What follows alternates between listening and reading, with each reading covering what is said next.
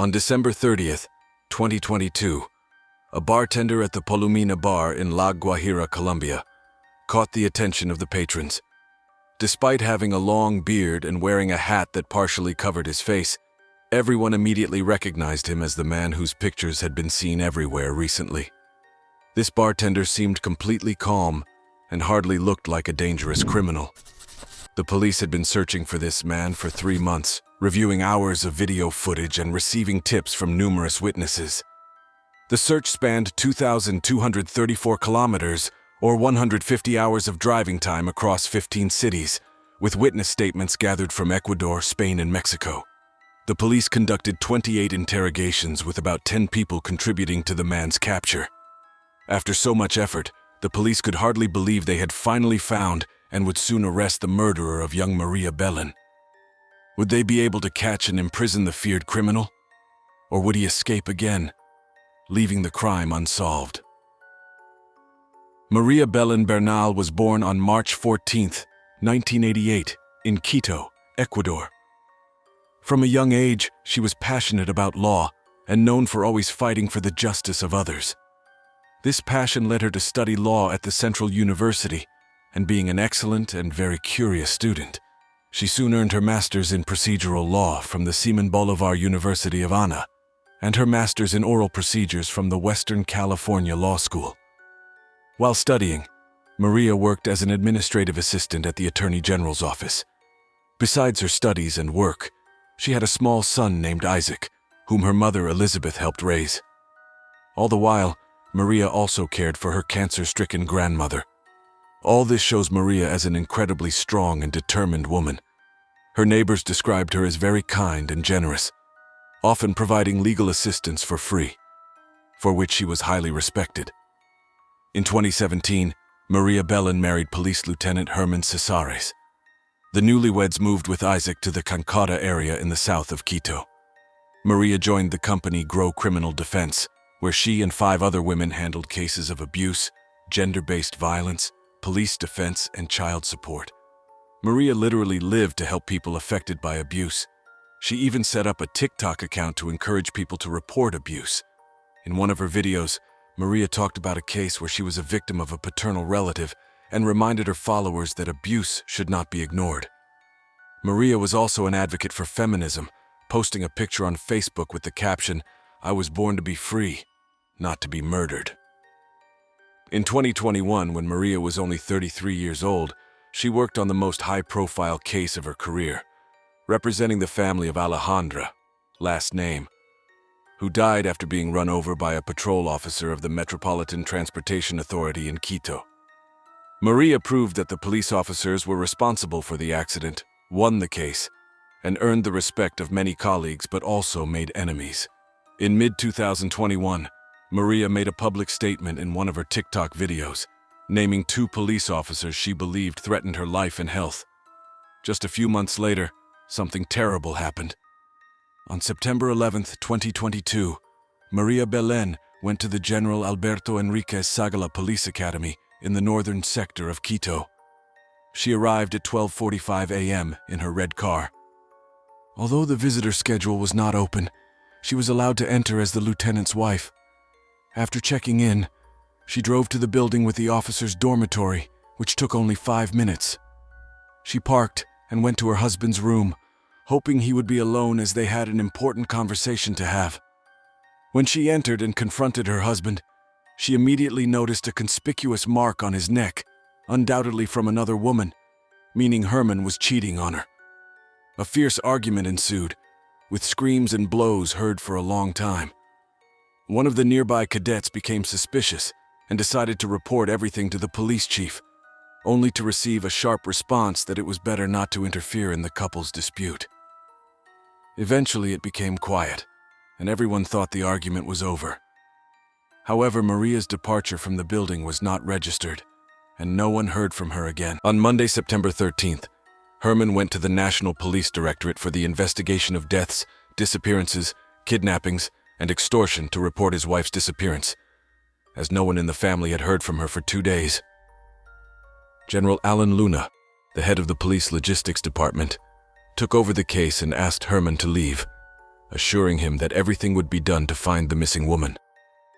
The next day, investigators paid an unexpected visit to Herman at the police academy, asking for permission to search his room.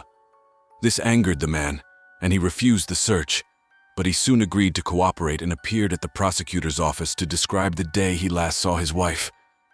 Herman Cesares said that after a tense argument, they got into Maria's car together, but argued again on the way home, and Maria got out of the car on Simon Boulevard Avenue to take a taxi.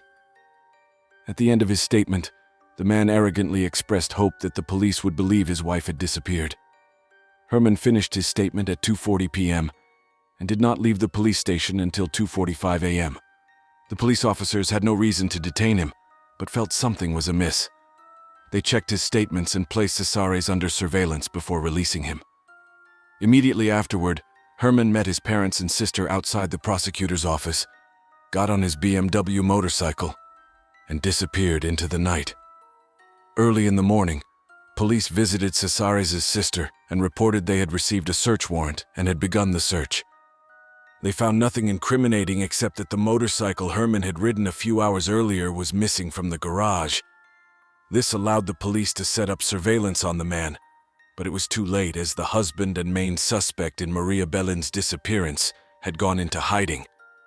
Due to Cesares' actions, the police immediately removed the names of the officers Maria had mentioned in her TikTok video from the list of suspects. Everything seemed to point to Cesares' guilt, so the investigators focused on proving this theory. They interviewed cadets who were in the building when Maria Bellin disappeared, and one revealed that the woman had not been invited to the party that evening. After suddenly appearing at her husband's door at night, they locked themselves in, and screams and blows were heard for a long time. An hour later, witnesses saw Herman Cesares leaving the room with a bundle of blankets.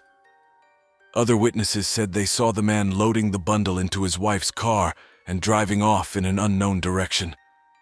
Police reports also indicated that the man left the building through the back door, not the front. The whole situation was very suspicious and needed to be investigated. Furthermore, there was information that between 4:30 and 5 a.m., a few hours after the argument, more screams were heard from Herman's room, this time of an intimate nature. Based on witness statements, the police obtained a search warrant for the lieutenant's room.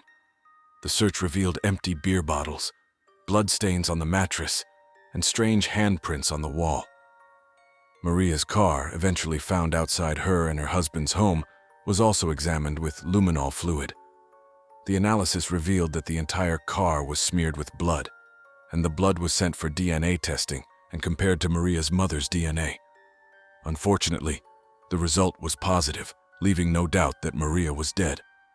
General Major of the National Police, Fausto Salinas, ordered Herman Cesares' dismissal from the police force, while the Minister of the Interior and the Police Academy's administration filed a complaint to involve him in the investigation and ensure Herman received the harshest punishment. Shortly after, a search warrant and arrest warrant for Herman as a suspect in his wife's disappearance were officially issued. His picture was broadcast nationwide in all news programs alongside photos of Bellin, asking the public to contact the police if they knew anything about the girl's whereabouts. Maria's mother, Elizabeth, refused to believe her daughter was dead until the body was found. So she led the search and scoured the area where Maria was last seen. Elizabeth gained the support of several community organizations and together advocated for a better search for the missing person to speed up the process and finally find out what had happened. Maria's son Isaac was not left out either. The teenager set up a Twitter account to ask for help finding his mother, stating that his stepfather was the last person to see her alive and that the police would offer a $20,000 reward for information leading to his capture. In his post, Isaac wrote clear words directly addressed to Herman, promising the man they would find him. Several days of intensive searching brought results, and on September 21st, an event occurred that changed everything. Maria Bellin's body was found only 10 minutes from the police academy in a ravine on the hill of San Castilla. Maria was identified by the clothing she wore on the day of her disappearance and her tattoos. The forensic examination revealed the cause of death was asphyxiation. Maria had been strangled with a belt. Additionally, she suffered severe head injuries, with a large hematoma on the right side of her face, ear, and back of her head, and another hematoma on the other side under her hair that led to brain bleeding. However, there were no other serious injuries on her body, neither in the chest, abdomen, pelvis, back, or arms. This fact contradicted the witnesses' statements that Herman had wrapped his wife's body in a blanket and dragged it to the car. The man was unable to carry her the entire way, and if he had dragged her over the ground, more injuries would have been found on her body. Investigators suspected the girl's body was most likely dragged by two people holding her arms and legs to avoid further injuries. It was also noteworthy that although the body was discovered several days after her disappearance, it showed little decomposition and did not have the characteristic strong odor. It appeared that the body had been buried on San Castilla Hill shortly before its discovery. This reinforced the certainty that Herman did not act alone, as the man would not have been able to hide the body for so long by himself. Investigators suspected he had help from someone at the police academy. The first suspect was Cadet Jocelyn Sanchez, who was in the next room when the fight between Maria and Herman broke out. The prosecutor's office immediately issued an arrest warrant for her, and the woman did not hesitate to share her version of the events of that terrible night. On Saturday, September 10th, Jocelyn attended a party organized by her colleagues.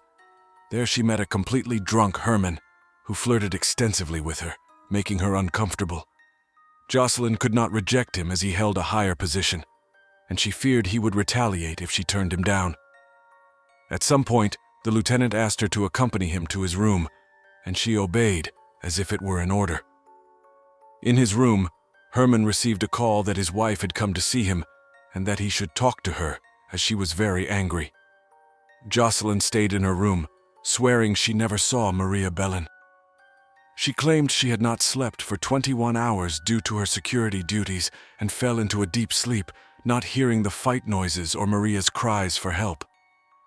If she had witnessed the crime, she said she would have intervened for the victim, not as a police officer, but as a woman. Later, however, more compromising evidence was found against Jocelyn.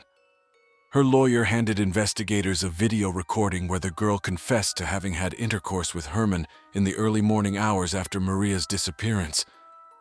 After this revelation, Jocelyn tried to justify herself, claiming the confession was illegally recorded and her words were edited.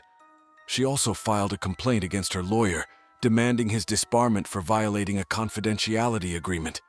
It turned out that the video was not the only evidence that Jocelyn knew about the crime. Her friend provided the police with their WhatsApp correspondence, where Jocelyn talked about a fight between Herman and Maria. A few days after this conversation and the discovery of the body, Jocelyn asked her friend to delete the correspondence. Through witness interviews and evidence collection, the prosecutor's office was able to gather at least 35 strong pieces of evidence that Jocelyn was somehow involved in Maria Bellin's disappearance. This evidence made it possible to charge the girl with complicity. The case resonated widely with the public as the police officers were the main suspects. Shortly after the information about Jocelyn's arrest was published, the media and many community organizations began publicly accusing the police academy of the crime. When Maria's mother learned of the discovery of her daughter's body, she turned directly to the country's president, Guillermo Lasso, via a Twitter account to seek justice for Maria. In her appeal, Elizabeth emphasized that the perpetrators were members of the police academy and that the main suspect was still at large. Dozens of civil society organizations, including feminist groups, held demonstrations across the country to hold the Ecuadorian National Police accountable. In the public eye, the murder was seen as a state crime since it was committed at a police facility by on-duty police officers. Maria's funeral took place on Thursday, September 22nd, at Mount Olive in Coma Santa. At the same time, a public meeting was held at the Central University of Ecuador in Quito, where concerned people advocated for justice for the victim. Meanwhile, government authorities responded to the accusations against them, stating Herman's act was an isolated case that had damaged the institution's reputation. Interior Minister Patricio Carrillo gave a harsh statement on a TV show. expressing regret over the crime and stating it was an ordinary crime committed by an ordinary person. This statement caused great public outrage, shaking the foundations of the government system. General Freddy Goas, the National Director of Criminal Police Investigations, and General Giovanni Panze, the National Director of Civil Security and Public Order, were suspended. It is unclear why these two generals were suspended, but it seemed the president was trying to defuse the situation. President Guillermo Lasso also publicly announced that he had given Police Major Fausto Lenas a week to achieve final results in capturing Lieutenant Cesares, and demanded the resignation of Patricio Carrillo due to his controversial statements. Lasso also publicly apologized, stating that as president, he should not have allowed such an outrageous crime, especially in an institution that trains police officers whose job is to protect citizens. Additionally, he ordered the search for the perpetrator to be intensified. As Herman remained at large, public distrust of the police grew daily. Just when it seemed the man had escaped justice, witnesses spotted him in Tulcan, a border town in northern Ecuador, where the Rumichaca Bridge connects the country with Colombia.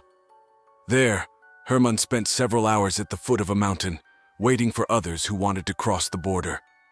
On September 15th, Herman was spotted on surveillance cameras entering the western tunnel at Villa Medellin Santa Fe in Antioquia.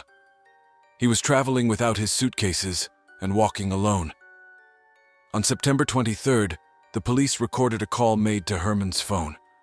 6 days later, Ecuadorian authorities met with Colombian police to search for the perpetrator. On November 19th, they investigated the area around Lago Ajiro mentioned in Herman's phone calls. On December 7th, the Ecuadorian police sent requests to Interpol's Fugitive Task Force and the Colombian Technical Investigation Unit. On December 30th, Herman's location was discovered. Witnesses identified him as an employee at a bar in Palomina. Herman was unrecognizable, now sporting a long beard and wearing a hat that covered half his face. Nevertheless, he stood out when he thanked customers for their tips in an Ecuadorian dialect. These customers decided to report their suspicion to the police, and Herman was arrested the same day. He did not resist arrest, and the paperwork for his return to Ecuador was quickly completed. Although Herman had not yet testified and the investigation was not yet concluded, the Ecuadorian president immediately declared that the perpetrator would be punished to the fullest extent of the law. On the night of September 11th, under the influence of alcohol, Herman received more than 10 calls from his wife. When he finally answered, Maria angrily told him she was coming to see him for a serious conversation. When Maria entered the room and saw the marks on Herman's neck, she directly asked if he was cheating on her. Herman did not hide, and even happily admitted that he had been unfaithful for 5 years. A heated argument ensued, with both of them yelling, and at some point, Herman started beating Maria. The woman called for help about 10 times, but no one came to her aid. To silence Maria, Herman used judo techniques on her and eventually strangled her in a fit of rage. By 1 a.m., Herman realized Maria was dead. He wrapped her body in a blanket and carried her to the car, leaving the body in the trunk. The next day, he acted as if nothing had happened, continuing his routine and attempting to clean the crime scene in his spare time. In the evening, around 7:30 p.m., he drove away in Maria's car, arousing no suspicion as it appeared he was just doing his job. He went to Casitawa Hill, dug a hole, and buried the body. Herman maintained that he acted alone, without help from anyone. On Monday following the crime, Herman went to work as usual until he received a call from his mother-in-law, inquiring about Maria's whereabouts. Herman told her that Maria had walked away in an unknown direction after their argument, and he had not heard from her since. Elizabeth insisted he file a missing person report, which Herman hesitated to do for several hours, but eventually did, hoping to divert suspicion from himself. After confessing to what happened on the night of the crime, Herman exercised his right to remain silent, refusing to answer any more questions from his lawyers, believing his punishment was inevitable. The trial was delayed as new evidence continued to surface. Maria Bellin's phone recording was discovered, where she had recorded her screams and pleas for help on a dictaphone, stating that she was going to be killed, which she ultimately was. This recording was kept confidential and significantly influenced Jocelyn's acquittal, proving she was not present at the scene during the crime. Although it is still unclear how much Jocelyn knew about the events, she was eventually released from custody. Upon her release, she gave a speech thanking the women who supported her during her imprisonment. At the same moment, Elizabeth interrupted, stating that Jocelyn must feel guilty for Maria's death for the rest of her life. Elizabeth accused her of having a sexual relationship with Herman on the day of the crime and failing to respond to Maria's cries for help. It is currently believed that 3 people were involved in Maria Bellén's death: Herman, Jocelyn Sanchez, and Police Lieutenant Alfonso Cacho. The latter was charged for failing to act during the crime despite being in the same building and hearing the screams.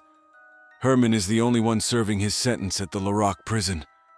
His lawyers argue that he should be convicted of manslaughter rather than femicide, claiming he acted under the influence of alcohol. Despite the conviction of these 3 individuals, the entire police force was involved in the incident, as none intervened during the crime. The investigation phase concluded on January 15th, with the prosecutor's office expected to request a hearing to determine if all those involved will be charged. Ecuadorians continue to follow the case closely, with thousands of women hoping that Maria's murderer will receive the harshest punishment, and the case will be classified as femicide. Society also hopes that this case will not only impact domestic violence prevention, but also the actions of law enforcement agencies, emphasizing that their role is to protect people, not let them die.